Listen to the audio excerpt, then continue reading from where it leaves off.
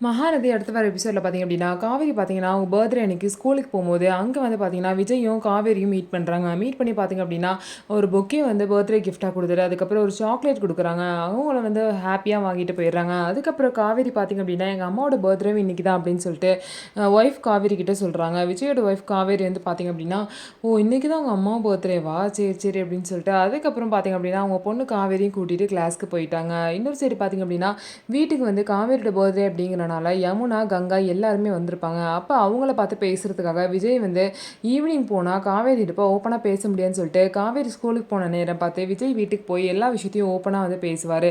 பேசினதுக்கப்புறம் சாயந்தரம் காவேரி வந்ததுக்கப்புறம் வீடு ஃபுல்லா டெக்கரேஷன் பண்ணிட்டு, அவங்களுக்கு பார்த்தீங்க அப்படின்னா கேக் வந்து வெட்டுவாங்க.